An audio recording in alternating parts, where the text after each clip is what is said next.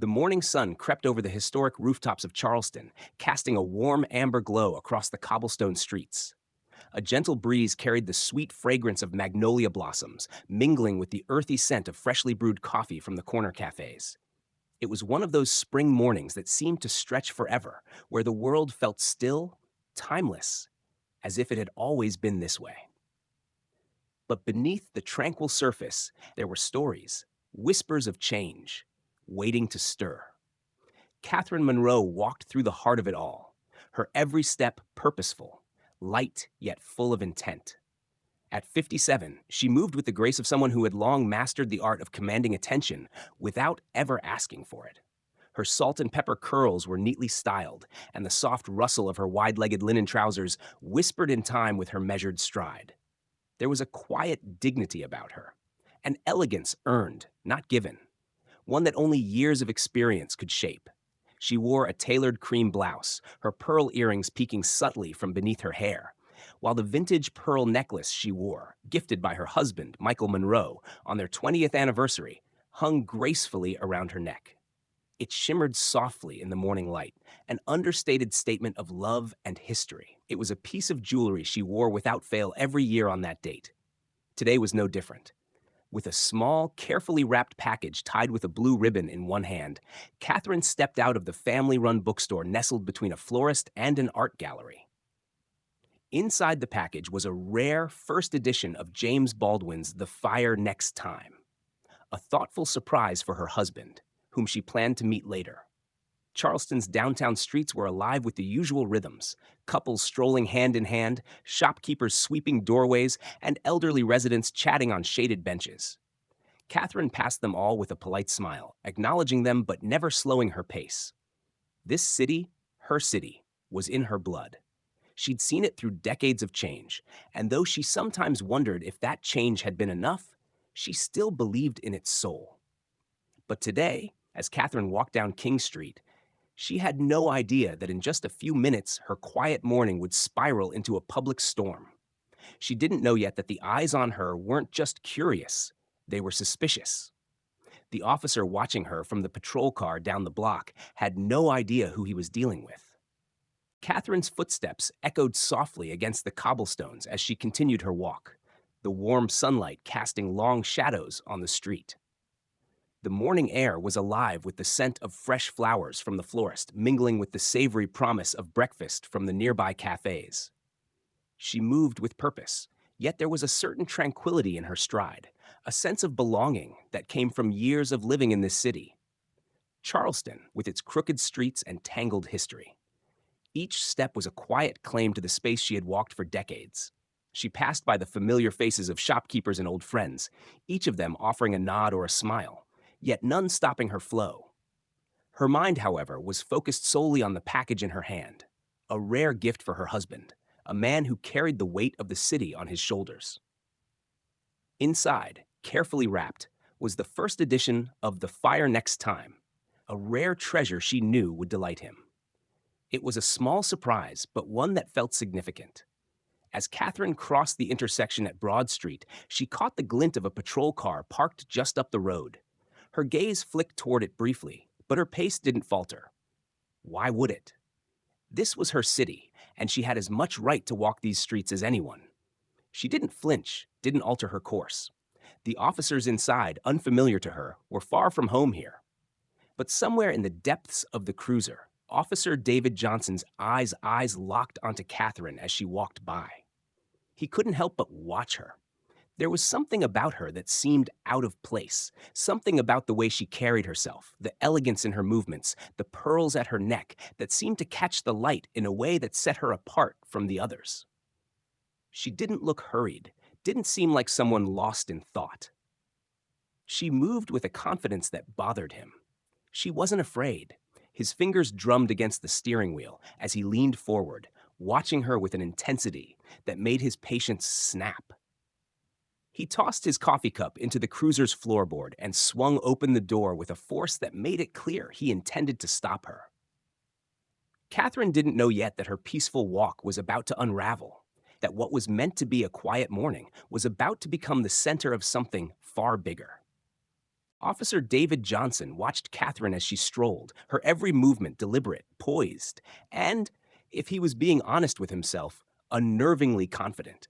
Something about her seemed to radiate an aura of calm, of certainty, that was hard to ignore. Her tailored blouse, the pearl necklace that caught the light just so, the way her presence seemed to fill the space around her, it all struck him in a way he couldn't quite explain. She didn't rush, didn't glance his way like so many others did when they passed by. It was as though she didn't even notice him, and that irritated him more than anything else. Most people, when they saw the uniform, either tensed up, avoided eye contact, or offered some form of respect. But Catherine? Nothing. She walked as if the world around her was her own, as if the street, the neighborhood, the city itself were all hers for the taking. And in that moment, she wasn't just another woman walking through Charleston. She was something more, a presence that seemed to challenge him without uttering a word. He didn't like it. With a slow exhale, David shoved the cruiser door open and stepped out, boots hitting the pavement with a purposeful thud. His eyes remained locked on Catherine, following her every step as she continued, unaware of the gaze that followed her. He moved towards her with deliberate slowness, each step an attempt to assert himself. "Hey!" His voice sliced through the air, sharp and commanding. Catherine stopped mid-step, her body language unflinching, as if she had anticipated this moment. She turned, her face composed, with only the faintest flicker of annoyance in her eyes. "Yes, officer?" Her voice was steady, controlled.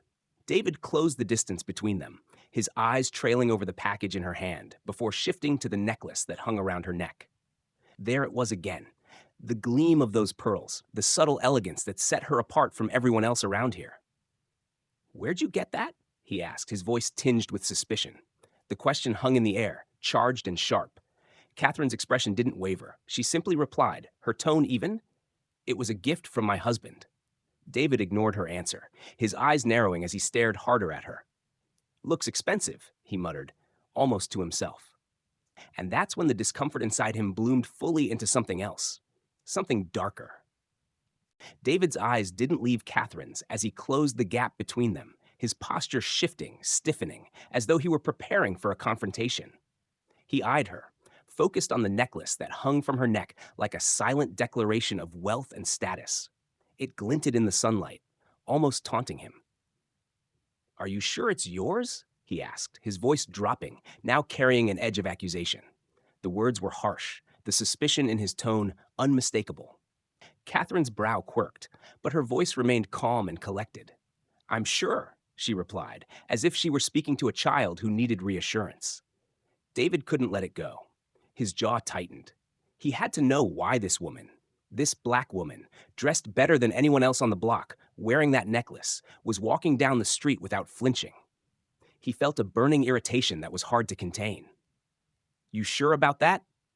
His gaze flicked down to the package she was holding and back up to the necklace. "We had a report of a woman matching your description shoplifting from a jewelry store earlier this morning." Catherine blinked, unfazed.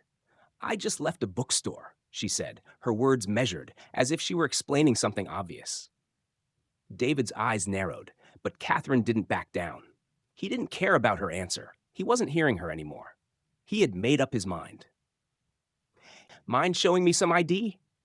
His voice was now more demanding, insistent, as he hovered closer, his stance turning more aggressive. A brief silence passed. The tension in the air was palpable, thick with uncertainty, and something else, something simmering beneath the surface. Catherine's lips pressed together for a moment before she answered, cool and without hesitation. "Do you have a reason to suspect that I've committed a crime?" David's gaze flickered momentarily, but his expression hardened. "I just told you, you match a description," he said, voice tight. "It's procedure." "Harassment," Catherine responded evenly. The word hung in the air between them, sharp and undeniable, and for a moment, neither of them spoke. As the crowd began to notice, the whispers spread, their eyes darting between Catherine and the officer, phones creeping into view, ready to capture every second of this bizarre encounter. Yet, David didn't back down. He couldn't. His pride, his need for control were now on the line.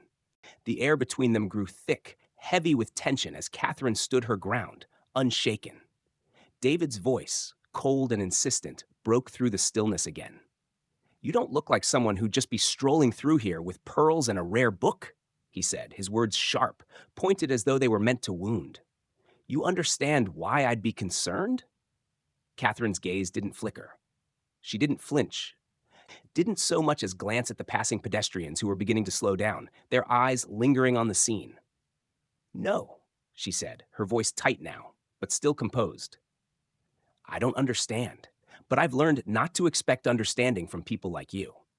Her words sliced through the air, quiet, but filled with years of experience, the weight of a life lived in this city, under the harsh judgment of people who saw only the surface. David's jaw clenched, his chest heaving with a mixture of frustration and something deeper, something ugly he didn't want to acknowledge. He was used to getting answers, used to having people bend to his will when he decided it was time. But Catherine, this woman was not bending, and she wasn't going to make it easy for him. The low murmur of the crowd was growing, a soft chorus of voices, questioning him, questioning his motives. David could feel the shift, the moment when the power began to slip from his fingers, when the crowd no longer saw him as the authority figure he believed himself to be, but as the man harassing a woman who had done nothing wrong. "You don't look like someone who belongs here," he spat, his voice trembling with barely contained anger. "I belong everywhere I walk," Catherine responded immediately, her voice cutting through the heat of his words. "And I don't need to prove it to you." Her calmness was unnerving. It should have been easier to intimidate her, to get her to back down. But she wasn't afraid. No, this was not fear. It was the quiet certainty of someone who had fought too many battles to be scared of this one. And David? He could feel the walls closing in on him, the weight of the crowd, the weight of his own choices pressing down, suffocating him. "Let me be," she said, her voice steady now, a final warning. "You don't have a reason to detain me, and you won't make me prove myself to you." David's hand hovered near his holster, a subtle threat in the air. His eyes never left Catherine, but she didn't flinch, didn't so much as bat an eyelash. It was as if her calmness was a weapon, and it cut deeper than any accusation he could throw her way. The crowd had grown, now a solid ring of curious onlookers, their phones up, cameras rolling. Catherine could feel their gaze, but it didn't faze her.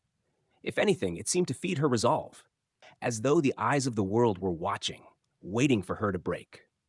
But Catherine Monroe wasn't going to break. She'd been through too much to be intimidated by a man in uniform. David took a step closer, his boots scraping against the pavement as he loomed over her. "You think you're above the law?" he sneered, his voice dripping with condescension. Catherine didn't flinch. "No, officer. But I do think I have the right to walk down a street in the city I've lived in my whole life without being questioned simply for existing." Her voice was a steady stream of ice, each word deliberately chosen, each sentence a careful strike. The crowd shifted, murmurs rippling through them. It was like a slow burn, and David could feel the pressure building as the weight of the situation pressed down on him. The eyes of the people, the phones, the recording devices, they were all focused on him now. He was the one under scrutiny. "Stop wasting my time," David muttered, his frustration bubbling over. "I'm giving you a final warning. Show me your ID, or you'll be detained for further questioning." His hand edged closer to his radio, but Catherine didn't move. "If you don't have cause, then I suggest you let me be," she said coolly, her eyes locked onto his, unwavering, unyielding. The words hung in the air like a challenge. For the first time, doubt crept into David's mind. He was no longer sure who was in control, and it unsettled him. The crowd was growing bolder now, some whispering, others filming. His world was starting to crumble, piece by piece, and all because of a woman who refused to be scared. David could feel the shift, the loss of authority, and it was slipping from his grasp faster than he could tighten his grip. He had no idea how deeply he was sinking. But Catherine knew. She'd already won without lifting a finger. The tension in the air was thick now, hanging over them like a storm cloud. David stood, his posture rigid, but Catherine remained a study in composure, unmoved, unwavering. She didn't need to say anything more. Her presence alone was enough to make the space around her feel charged. Her chin was lifted just slightly, her eyes steady and unblinking, as though she were daring him to make the next move. David felt the eyes of the crowd on him, the weight of their judgment pressing in from every side. His grip on his radio tightened, but something in Catherine's stillness made him hesitate. The moment stretched, drawn out like a wire ready to snap. David's mind raced, trying to regain control, trying to force the situation back into his hands, but the harder he tried, the more it slipped away. The murmurs of the crowd swelled, quiet whispers turning into louder voices, questions lacing the air. What's going on? Why is he doing this? She didn't do anything wrong. It wasn't just Catherine under scrutiny now. It was him, his actions, his choices. And he could feel it. "Ma'am," David said, his voice faltering for the first time, "I'm giving you a final warning." But his words were no longer as certain, no longer as sharp. Catherine's expression softened, not out of pity or fear, but with the clarity of someone who had already seen this play out before, 1,000 times over. "If you don't have cause," she said slowly, her voice steady, "then I suggest you let me be." Her words didn't just hang in the air, they sliced through it. She wasn't backing down. She wasn't afraid. And that was the real power, the thing David couldn't grasp. The crowd around them grew bolder, their phones raised higher, the steady hum of recording devices buzzing in the background. They were documenting this, and David could feel it, the pressure of the moment, the way the world had shifted its gaze onto him. David's heart pounded in his chest, but it wasn't from the adrenaline of authority. It was the realization that he was losing control. He took a step back, his mouth dry, his confidence cracking. Catherine stood tall, the unshakable center of everything. And in that moment, David knew. This wasn't about her anymore. This was about the truth. And the truth was something he was no longer able to deny. The air between them crackled with tension, a slow, suffocating pressure that seemed to press in from all sides. David's frustration mounted with each passing second, his instincts screaming to regain control, to assert his dominance. But Catherine stood her ground, unyielding, unbothered. Her eyes never left his, calm and steady like the still surface of a lake before a storm. She wasn't scared. She wasn't even rattled. She was, in that moment, more powerful than he could ever be, because she had something he didn't, the truth, and the courage to wield it. David's hand twitched near his holster, but he didn't draw it. Instead, his voice grew sharper, biting with impatience. "I'm telling you, lady," he spat, "you're refusing a lawful order. You're making this worse than it has to be." His words were a weapon, but they barely made a dent in her resolve. Catherine didn't flinch. "The only thing that's getting worse is you," she said coolly, her voice thick with irony. "You've got no right to question me. You've got no reason to detain me." Her words were quiet, but each one landed like a hammer strike. Her eyes locked onto his, unwavering. She wasn't just speaking for herself now. She was speaking for everyone who had ever been treated this way, pushed down because of the color of their skin, ignored because of their existence. David's jaw tightened, but his confidence faltered. He had been taught to believe in the power of the badge, the weight of his uniform. But standing in front of Catherine, he realized how little that weight mattered when the eyes of the world were watching. The murmurs of the crowd grew louder, the phones raised higher, capturing every second of his humiliation. His every move was being recorded, every word he spoke scrutinized. The walls were closing in. "Do what you need to do," Catherine said, her voice as steady as ever. "But remember, you're not detaining me for anything I've done. You're doing this because of who I am, and you don't get to do that."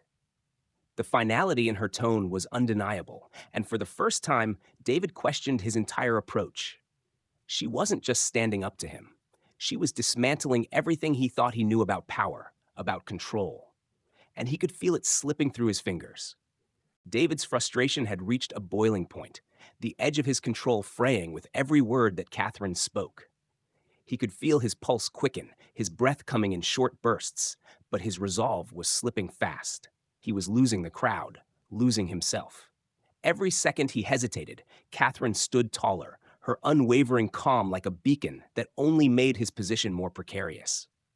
His pride, which had carried him through countless confrontations before, was now a weight on his shoulders, dragging him lower with every passing moment. His hand hovered near his radio again, but Catherine wasn't looking at the radio, wasn't looking at his hand. She was looking at him, unmoved, unbroken. "You know what, officer?" she said, her voice still quiet, but now filled with the weight of truth. You're not detaining me because of anything I've done. You're detaining me because of how I look, because I didn't flinch when you decided to stop me. Her words hung in the air like a challenge, cutting deeper than any accusation he could muster. David's face flushed, the sting of her accusation lashing against him. He was a cop. He was supposed to have the upper hand. He wasn't supposed to be questioning himself, doubting his actions in front of a crowd, in front of his own city. But as Catherine spoke, it wasn't just her voice he heard. It was every voice that had ever been silenced, every face that had ever been overlooked. His grip on the radio tightened, but the weight of the moment was suffocating, like the world was closing in on him. People like you, Catherine continued, her voice unwavering. You see my skin before you see me. And I've learned not to expect anything more from people like you. Her words were not just an accusation. They were the truth, laid bare in the middle of the street for all to hear. The murmurs from the crowd grew louder now, like an electric current running through the air. Phones were raised higher, the cameras capturing every second. A low voice called out from the back of the crowd. What's this? You really think you can treat her like that? Another voice joined in. This isn't 1955. David's confidence faltered with every word from the crowd, until he could feel it. His authority slipping, unraveling, piece by piece. He had no idea who he was really dealing with. He thought he could intimidate her, push her down. But Catherine wasn't just any woman. She was the embodiment of strength, of resistance, and in that moment, it wasn't just her standing tall, it was the weight of everything she represented. And David, for the first time in his career, realized he had no control left. The air was thick with anticipation as David stood there, his chest rising and falling with the strain of trying to hold on to something, anything, of his authority. But the more he stood there, the more he realized that it was slipping away from him, piece by piece. Catherine's voice had cut through the noise, sharp and unwavering, and now, as the crowd grew louder, there was no going back. He was no longer the one in control. The eyes of the world had turned on him, and all he had left was the sinking feeling in his gut that told him he had made a monumental mistake. Then, as if to seal his fate, a low, unmistakable sound cut through the tension. The roar of an approaching vehicle. The unmistakable hum of an SUV, its tires screeching as it pulled up to the curb with a force that shattered the momentary silence. The crowd parted as the black vehicle came to a stop, and the door flung open before it had even fully halted. Out stepped Chief Michael Monroe, tall, imposing, his uniform a symbol of authority. But it was the weight of his presence that made everyone in the vicinity straighten in instinctive acknowledgement. His eyes immediately sought Catherine, a brief glance that seemed to ease the tension in his chest when he saw she was unharmed, before his gaze shifted to David. The shift in the air was palpable. It wasn't just the arrival of the chief. It was the moment the entire situation shifted. David took a step back involuntarily, his face draining of color. His mind raced as he realized what was happening. He wasn't just dealing with some random civilian.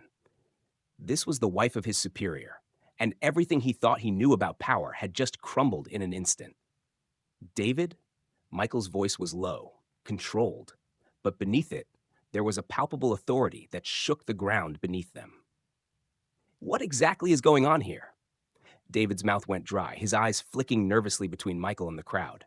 He tried to speak, but found his voice faltering. She matched a description, sir, he stammered, his words fumbling in the heavy air. Michael's eyes narrowed, and the gravity of his next words hung in the balance. Did you see her commit a crime? Did you see her run? Did you see her lie? Did she resist in any way other than asking you to respect her rights? The words cut through the air with surgical precision. David stood frozen, his mind racing to form an excuse, but none came. The realization hit him all at once. He had overstepped, and now the consequences were here, in front of everyone. Michael didn't wait for an answer. Then explain to me how this justifies you putting your hands on your weapon and threatening an unarmed woman carrying a book. The crowd, which had been watching in hushed silence, seemed to breathe collectively in shock, the weight of Michael's words settling into every corner of the street. David's face turned crimson as the reality of the situation sank in, but Michael wasn't done. You thought she was just another black woman you could intimidate without consequence. You were wrong. Michael's words echoed, sharper than any command, and the crowd felt it. This wasn't just a confrontation, it was a reckoning. David stood there, lost for words, and in that moment the truth became undeniable. Michael Monroe's words had shattered David's authority, and the ripple effects were just beginning.